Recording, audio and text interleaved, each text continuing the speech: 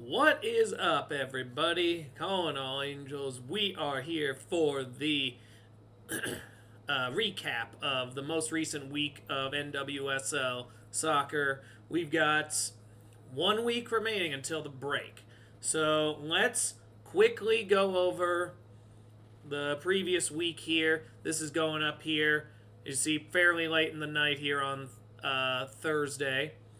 We want us to have this here so we could have the match previews up Friday around noon. You'll see the recap of all the Angel City stuff go up on Saturday. And I am still working on schedule wise what we're doing with the live.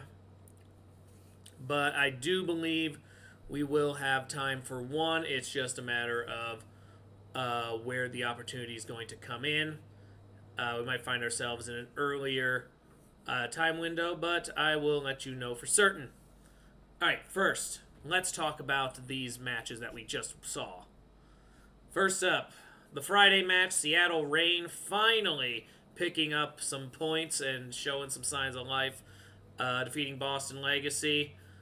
Having the lead fairly early on off a penalty kick from Sofia Huerta 11 minutes in, and then very early in the second half, they make it 2-0. And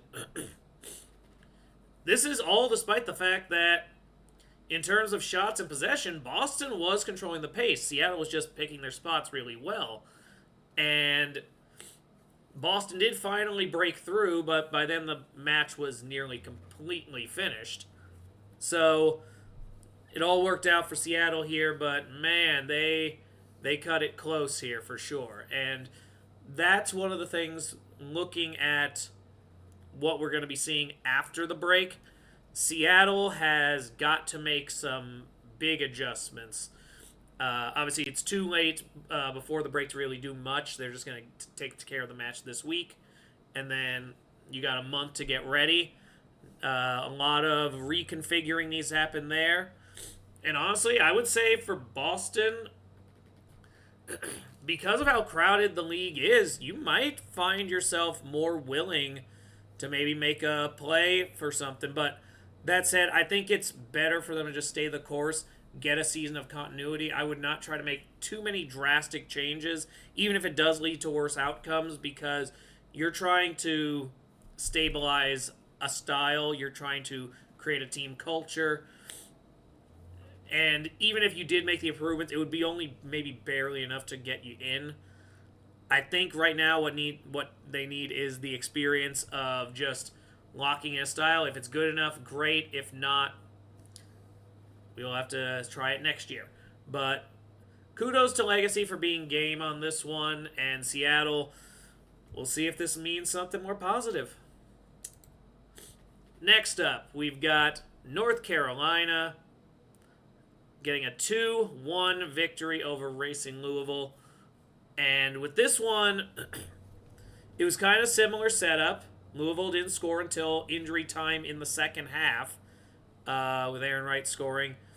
And otherwise, you have Evelyn Ije scoring at the 13th minute. Late in the game, Ashley Sanchez pulls them up to 2-0, 78th minute in. Ashley Sanchez now in competition, challenging Barbara Banda on the most goals scored chart. Basically, those two have been running away with the competition. It's just going to be an interesting battle to see which one comes out ahead in the long run here. Now, unlike the other match, North Carolina was very much dominating in most respects. They did get fewer shots, but their shots were higher quality. And they were controlling the pace of the game. And with Louisville, that's a combination you don't necessarily want to have, because you're very much relying on your offense, so the less time you have with it, the worse it is for you. This match looked a lot more like the North Carolina I was expecting, but there's still a lot of improvements that need to get done here. There's a lot of talent on the Courage, but we will see what it looks like here in about, let's see, so it'd be, by my count, 5 weeks. About 5 weeks out. We'll see. I haven't completely given up on the team making the playoffs. I have largely surrendered that they are not going to be in the upper tier of the playoff, but it's still a tight enough league that you can make something happen. It's got to happen pretty soon after the break ends, though. So let's see how they go into it. Let's see how they go into that break. Moving on, we've got Utah Royals 2-1 over the Denver Summit. And this is an extremely important one because this win, based on the results of these matches, actually put Utah into first place. So they are top of the table going into a match with Portland, who's also sitting up in the top 3 at the moment. This is a massive match now, suddenly, because if you're Utah and you can actually find some success in this next match, you can go into this long break ahead of the game, which, considering the start of the season looked kind of awkward, this is a big statement. So, definitely some stuff to be proud of here. Kiana Palacios got them in the lead early on, but that lead didn't last even to halftime. Yasmin Ryan from Denver leveled it. Denver, a very game opponent for anyone in this league. They do strike me as a team who's going to keep dropping close ones and will likely fall short of the playoffs because of it. But they have a lot of talent here, and I am very interested to see how they develop this in the future. What brought them in this time, I will move this down, by the way.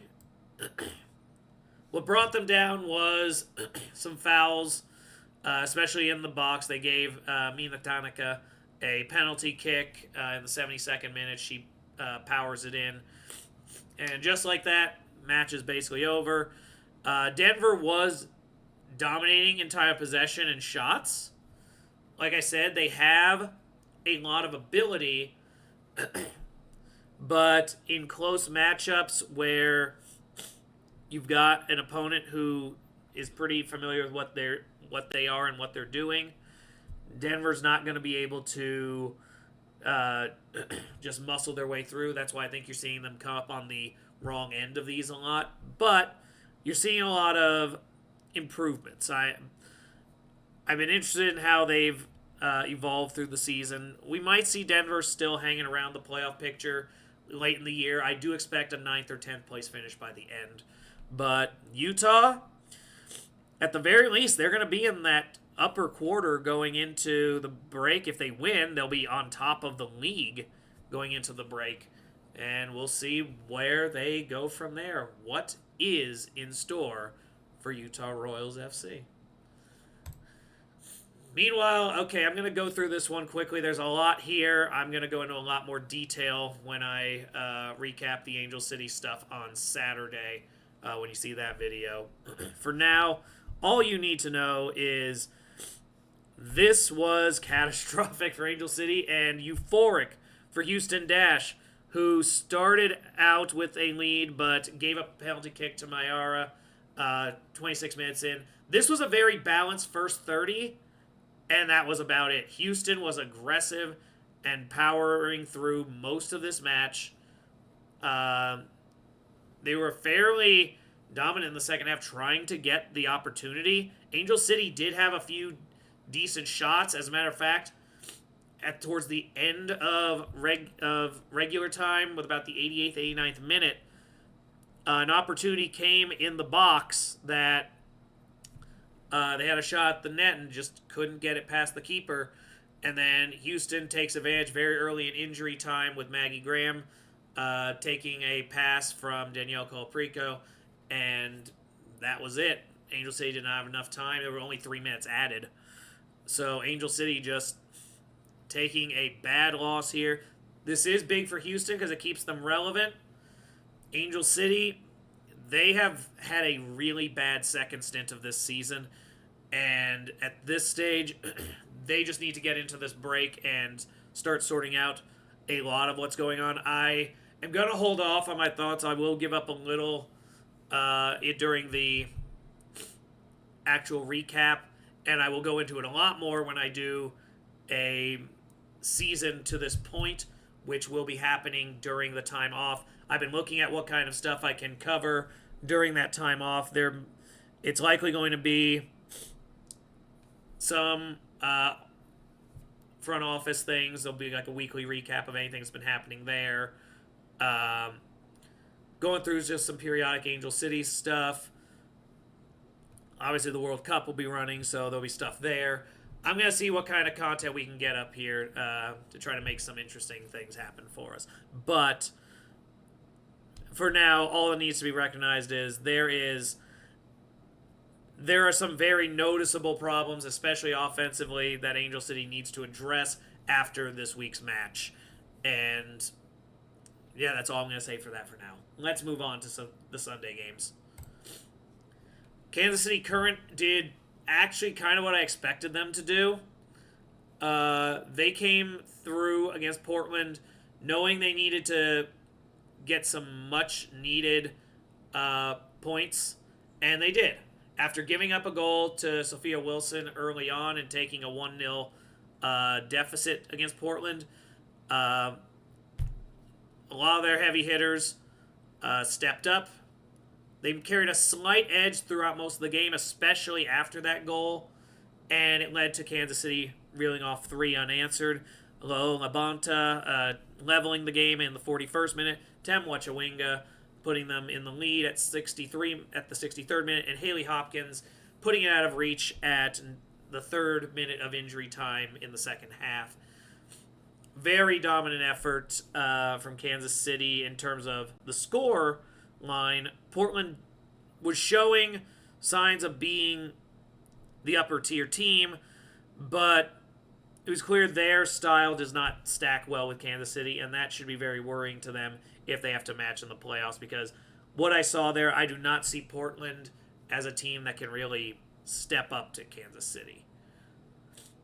Not too much to say on this. It was a pretty straightforward pounding, and yeah, let's move to the next one here, where the Chicago Stars got a 1-0 victory over Bay FC. This was a rough game. Bay FC took 2 direct red cards, one in the 12th minute, so basically forced them to play 11 on 10 nearly the entire game, and then down to 11 on 9 after the 62nd minute with Jordan Silkowitz.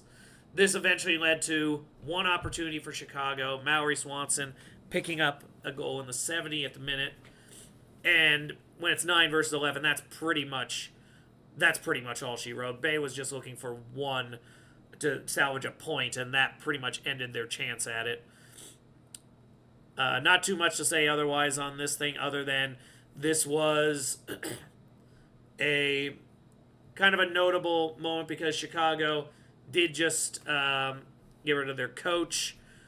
There's already some front office alterations being done here. Which I don't think was necessary just yet. I know they're not playing the best, but I do think they are improved from last year. And they're showing competitiveness. The only reason I can see why you would do this right now is because you're about to enter the break and you think you can find someone who might be able to solve your midfield crisis. Because that's still a big issue for Chicago. They are not great at controlling the ball in 50-50 situations. And we're starting to see with them, like, this situation, they only managed this goal because it was 11 on 9. This was going to be a 0-0 game, it looked like. So, yeah, Chicago does need to make some adjustments. I didn't think it was that dire yet, but if they have someone in mind, we will probably hear about it in the very near future. And that'll probably happen during this break. So, we'll keep an eye out in the future here. Only 7 matches this week because Washington and Gotham were both in the middle of CONCACAF material. So instead, this was the capper, and it was a legitimate surprise. San Diego Wave coming out with nothing. Going home empty-handed when Orlando travels across the country to play them. This was a legitimate surprise. San Diego was dominant in most other statistical categories, had more shots on target, controlled time of possession pretty much definitively, But they got sloppy right before halftime. Nicole Payne slipped one past the keeper. And even though San Diego played a lot better in the second half like they usually do, it did not matter. And by that point, Orlando was just on lockdown, and they did what they had to. This is a big one for Orlando because they are still trying to maintain their relevancy in playoff contention. So any 3 points you can get, especially against a higher level team, is going to be huge. And then for San Diego, this derailed their ability to go into first place. So now you find yourself looking up and hoping for other outcomes. You're still up near the top, but when you have a shot at the Shield, you don't want to be giving it up and relying on other matchups to get you back on top. So for San Diego, in spite of what appears to be a very solid roster, they continue to have rough first halves that come back to bite them sometimes. This was definitely one of those cases. And we'll see if Orlando, if this match is an indicator that maybe they've got some other stuff stylistically that might be worth bringing up other than let Barbara Banda score the goals. All right, so that concludes this week's go through, or rather the previous week's go through. And so we will talk about all 8 of the weekend matches in the coming day. What I will probably do for that last week is I'm actually going to dedicate a little more time to those pre-break matches and focus on a couple at a time since they've got them split into 2, 3, and 3. Each one might get its own video. We shall see. But for the time being, look forward to tomorrow as I go through the match previews. Congrats to those who won. Better luck next time to those of us who all lost. And go Angels.